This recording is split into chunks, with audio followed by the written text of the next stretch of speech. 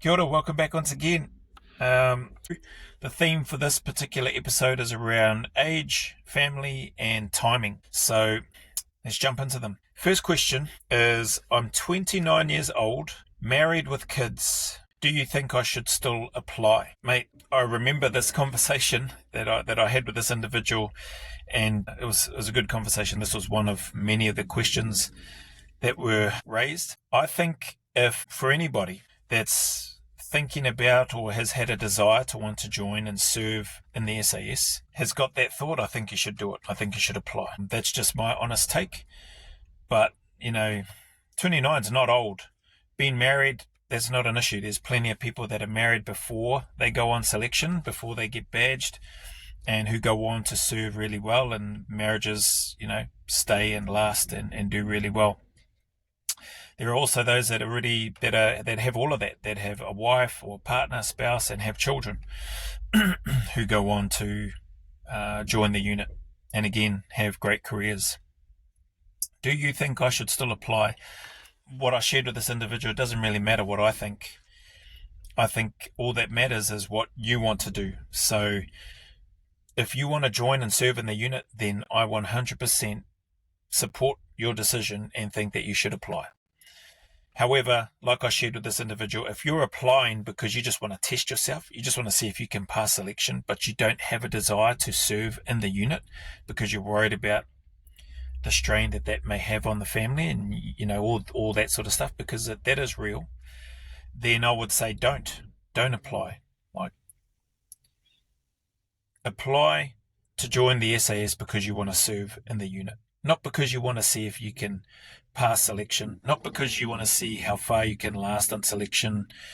That you're just wasting everybody's time. That's my honest take on that one.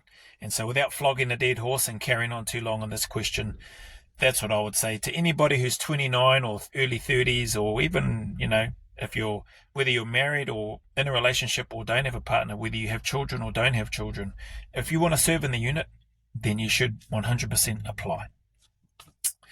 Next question, is there a perfect time to attempt selection, or do you just have to commit? You just have to commit. Perfect time, hey, you could, if you want to do a summer selection versus a winter selection, depending on the times of year when your particular country, so New Zealand, Australia, or the UK, depending on when they may be running their selections, that may be something that you want to factor in. For me, I didn't think about it. I just, as soon as the next selection was coming up, I applied. Didn't matter for me whether it was going to be a winter one or a summer one or spring or whatever. I just wanted to get on selection because I wanted to serve. So do you just have to commit? Yes, you have to commit. Is there a perfect time? I would say no. But in addition to that, I would say it depends on what you're after, or what you think is going to give you the best chance to perform at your best. If you feel that doing a winter selection would enable you to perform better than doing a summer selection, then do that. Try to stack the odds in your favour as much as you can. That's what I'll say about that.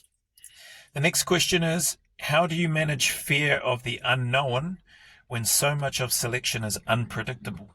This is a really good question. Really got me thinking, how do you manage fear of the unknown when so much of selection is unpredictable? I guess maybe to a degree, especially more so nowadays, a lot of the mystery around selection probably isn't so much of a mystery anymore, especially with the documentaries that have been done on both the New Zealand and the Australian SAS selection. And given the fact that not too much has changed in more than 20 years for the selection processes for both those countries, and probably longer than that, to be fair, there's probably a few little minor things that get tweaked or changed every now and then.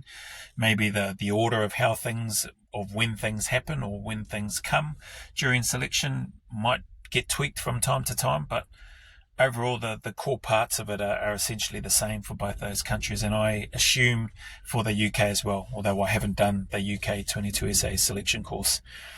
So managing fear of the unknown, I'll be honest, I genuinely, even when I was speaking with the individual about this, I don't remember being like genuinely fearful or scared. Definitely nervous, definitely anxious, definitely concerned about aspects of both selection courses. But if I was going to say that I was scared, I'd probably say I was more fearful of letting down the unit that I'd come from, letting down the country that I came from when I moved over to Australia, so letting down New Zealand. Not, in terms of not New Zealand as the country, but letting down New Zealanders who have passed the New Zealand SA selection and have gone on to serve. That's what I was worried about. The potential impact that it could have on the reputation of the NZSAS. Should I quit? Should I fail? Or any of those types of things. So, yeah, I didn't have any fear as such. I knew that there was so much that I didn't know, especially, both the New Zealand and the Australian SA selection. I was Lincoln, a greenie, a Jew, but I had no idea really about what to expect on the New Zealand SA selection, other than it was going to be hard. And a few things like the dunes and the 60 clicker. Other than that, I didn't know about how they went about the sleep deprivation, which again for me I think is a good thing. I didn't know about how little food I was going to get and how much weight I would drop, which again for me is a good thing. I just had to, my body and mind needed to connect and adapt to it on the fly, which was good. In Australia, there was so much I didn't know about the selection. 3 weeks, that was a bit of a shock when I heard. I was like, holy heck, 3 weeks? That's NZ was only sort of 9-10 days testing. So, that was the duration was a surprise. The terrain was another one. I was worried about snakes and spiders and bull ants and all sorts of stuff there. The individuals, the instructors, what is it going to be like? There's a whole bunch of uncertainty. So how did I manage it? I managed it by just moving towards it. So just embracing it, having no expectations other than the fact that I was going to be there and that I was not going to withdraw. My only expectations was that I was not pulling off the course of my own accord. I was not dropping out. I was not withdrawing at own request. So just embrace that uncertainty, the unknown aspects of the selection, the unpredictability, and just get after it. That's what I would say. Next question. I've been out of the military for 5 years. Do I still have a shot if I train hard? So I haven't spoken with this individual yet. Not via video, and not via phone. So this individual put down some questions in the form, in the Google form that I have got in the link for people to fill out, those that want support. And where it said, is there anything else that you would like me to know?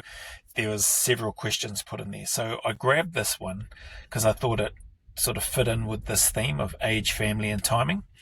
So I've been out of the military for 5 years.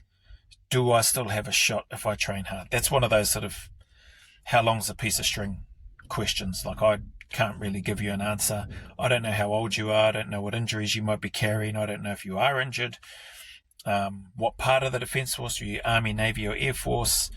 I don't know what your experience is in terms of soldiering, basic infantry type stuff, or combat roles. Did you serve in a combat role, or were you in a logistical role or transport or whatever?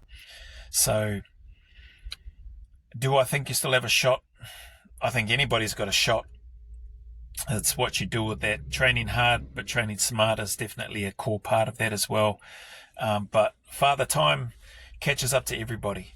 And so if you can still if you can pass comfortably all the physical requirements for selection, then I'd say go for it. If you can't, then you've got some work to do. If you still want to do it.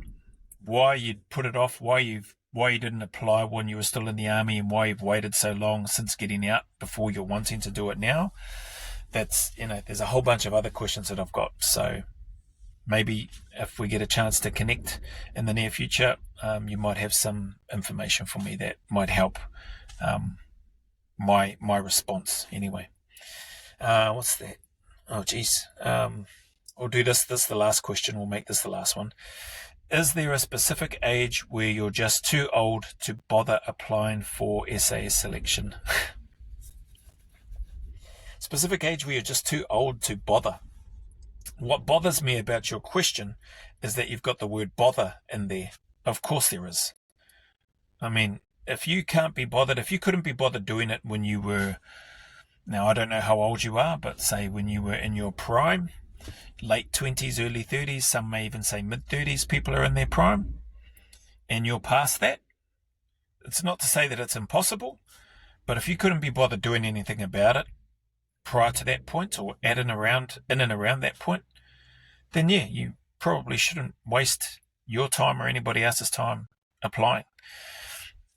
Now, however, there are always exceptions to the rule. So if you right now can be bothered, and if you are serious about wanting to join to serve in the unit, then go for it. But again, just reiterating the comment that I made, Father Time catches up to everybody, no matter who you are. So, yeah, there is an age, whatever that age is, you'll need to figure that out for yourself. What's changed so dramatically that makes you want to be bothered to apply now. So anyway, that's my 2 cents. Went a bit longer than the 10 minutes on here, but yeah, that's because I rambled on with regards to the questions. So anyway, we'll cut this one there, and I'll do some more Q&A questions later on. Take care wherever you are. Keep turning up and keep smashing. Stay in the fight, regardless of the challenges and issues that you may be going through. And until the next video, see you next time.